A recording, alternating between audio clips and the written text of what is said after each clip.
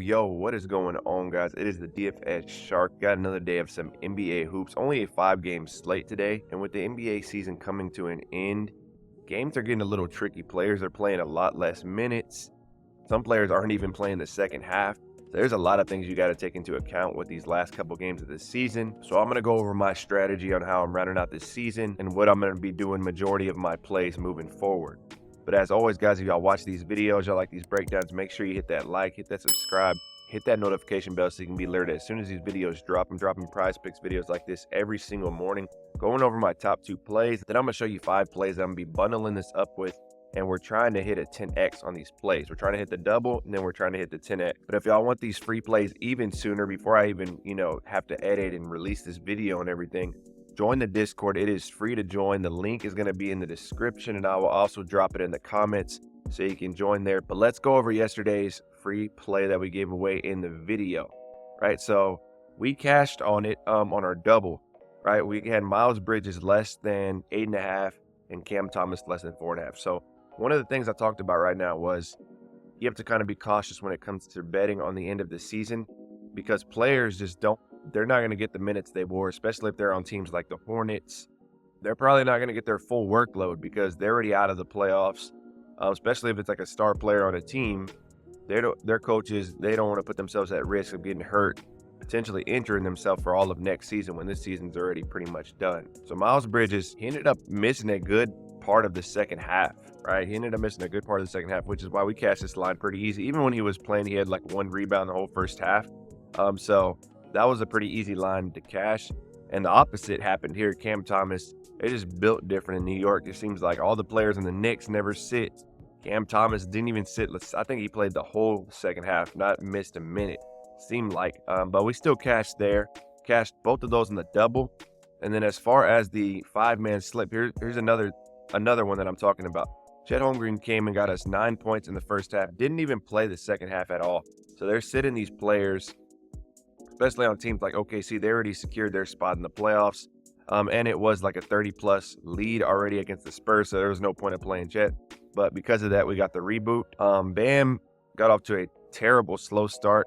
He did play his minutes, but he actually didn't play a good part of the second half, though. There was a good part. I don't know if he was in foul trouble. I don't know if they were sitting him for that reason, but he didn't play. He missed a good part. And then Devin Booker, I would have never played Booker if the Clippers wouldn't have sat out their whole team. Leonard got rolled out. Harden got rolled out. Forgot who else got ruled out, but I knew as soon as that happened that there was a good chance he was going over this line, and he had like 16 points in the first quarter. But all in all, between this slip, it ended up being a profitable slip. Barely a profitable slip here, but that's the way I run my lines. Every double, I pair it with the 5-man slip because I'm trying to hit that double, but I'm also trying to go for that 10x upside. But if y'all guys are looking to get started, drop in this code on Prizepicks. This promo code here, they're going to match you up to 100% match deposit bonus, and do the same with CHALKBOARD. Drop in that code SHARK. They're going to match you up to 100% match deposit bonus. And if you use either of these codes, shoot me a message in the Discord. I'll get you set up in the premium for 30 days. We're sending out Prizepicks, underdog, CHALKBOARD lines in there, usually between like 8 to 12 slips a day. And let me show you more about that. So if you go into the Discord, first, if you go to free plays, this is where I share all the free plays. The play I'm about to go over right now in the video, I've already posted in there. And then if you want to join the premium, go to join premium here, and you can learn more about it. Or just go to the dfsshark.com, and it'll kind of guide you on where to go, and you can read more about it and see some of the reviews and testimonials in there as well. But these were some of the premium wins we had yesterday. We just missed a 10x, so this is the one I showed right now. They had these glizzy lineups for the baseball.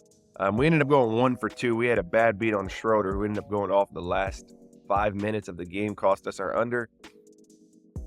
And then the only reason we did this double goblin was to secure our free $20 play, which we're getting today because we want a goblin lineup. So I'm looking forward to that, and I'm going to throw in a 6S and try to hit a 25X there. We hit on our top 2 plays in MLB. And then as far as underdog, we just missed our 10X here. Toro got a single first pitch of the game. So that was terrible, but it is what it is. We still cashed that lineup, and then this NBA lineup on underdog, we ended up cashing here. But like I said, go to the DFS Shark if you want to check it out. Let's dive into the optimizer. Let's see what it's got cranking up for us today. So if we hit this refresh here, The optimizer is liking Amin Thompson, and I am liking this play as well. This is not one of my plays on the slip today, but it is one of my plays on Underdog, and I have posted this in the Discord in the premium. But Amin Thompson under 28.5. This is a solid line that I am liking a lot. You can see all the odds makers have him going on this under. He's consistently been going on this under. Even with Sengun out, he has definitely played a lot more better. He's gotten more involved in more minutes. But his line is set pretty high for him on this slip, so I'm liking him going on the under. DeAndre Ayton, we actually have a play on the under for him, but they have here rebounds and assists over 13.5, 54.12%. So if you're looking for a site that can give you lines, you can build out 5 and 6 man slips pretty easy without even having to do research. DGF is the spot. Drop in that code Shark. They're going to hook you up with 25% off your first month. So let's get into these plays. So a little bit more about my strategy, man, is I'm going to be targeting a lot of unders now to close out the season. Whether it's teams that are just out of the playoffs, whether it's teams that are potentially in the playoffs still, but they've already kind of secured their spot, right? I'm going to be targeting unders, maybe with some overs mixed in there, but having the chance of a player get pulled because they're getting a blowout or because they just don't want to risk injury is definitely going to work to our advantage. So I'm liking unders. One of the first plays I'm going is Williamson. This play actually has to do with more of his history versus the Kings and how well he's been performing against this line. But we're going to be going less than 12.5 rebounds and assists. So if we dive in here to the spread, it's going to be the late night game here.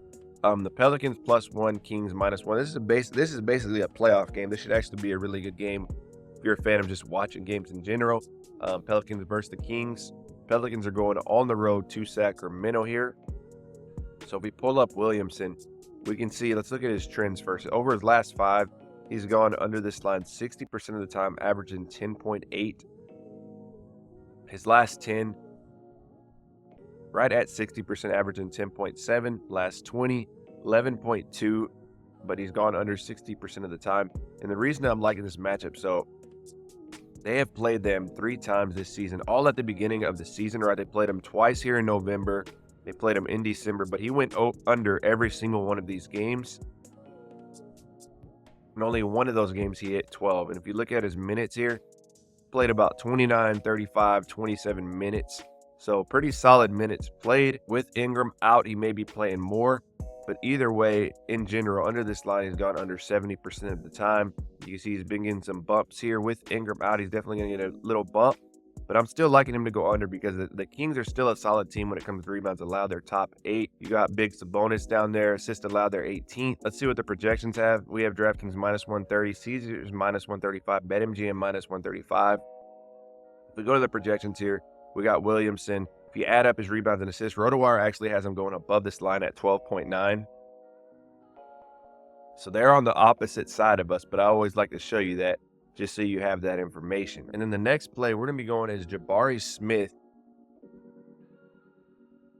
I'm rolling with the under 10.5 rebounds and assists. So the same line here, except we're going 10.5 on the rebounds and assists. We're going under on Jabari Smith. So we dive into the game here. Rockets are on the road -10.5. And so let's dive into Jabari Smith here. So over his last 5, he's hit this line 40%, but if you take a closer look, he's barely hit this line at 11 2 of these games. And one of these games right here against the Mavericks was overtime, and he ended up playing 40 minutes. Right here against the Magic, he ended up playing 40 minutes also, and he only got 12. For a lot of minutes played, to only get 12, I honestly don't expect him to play 40-plus minutes tonight. With the blowout potential, I don't expect him to even get past 35-plus minutes. So we'll see what happens here. So last 10, he's gone into this line 70% of the time. He's only averaging 7.8 over his last 10. His last 20, he's gone under this line 65% of the time, only averaging 8.6. And then if you go to your head-to-head here, so in 3 matchups this year against the Jazz, last 2 he's gone under, but I'm not sure what happened here. This one's pretty irrelevant because he only played 9 minutes. He had 4. But this game he played 32 minutes. This game he played 41. With 41 minutes played against the Jazz, he barely hit the line at 11. Like I said, I don't expect him to play that again. They did go overtime in that game as well. Here he played 32 minutes, 6 rebounds and assists against the Jazz here.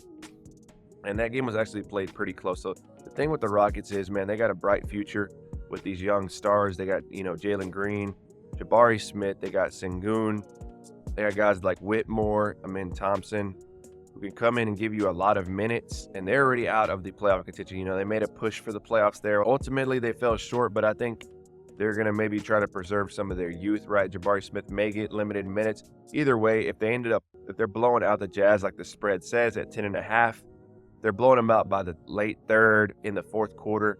They're going to pull Jabari Smith either way, whether it's end of the season or the middle of the season, right? So I'm liking this play here with Jabari Smith staying under. We just need him to get off to a slow start because sometimes he can get off to a hot start and grab a bunch of boards right at the beginning of the game.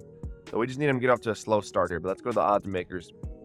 DraftKings -130, Caesars -131, BetMGM -135. So all the odds makers like him going under.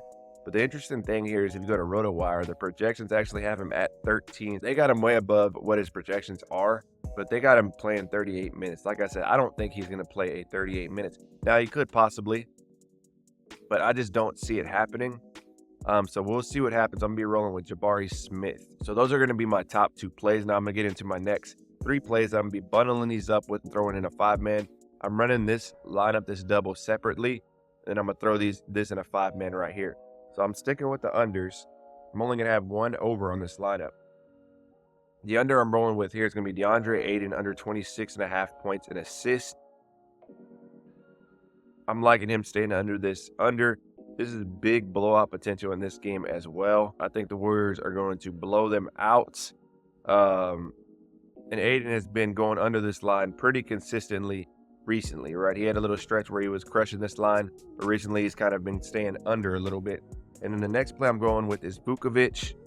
Another blowout potential game here for the Bulls. And I feel like this line is just set a little too high on the rebounds for Vucevic.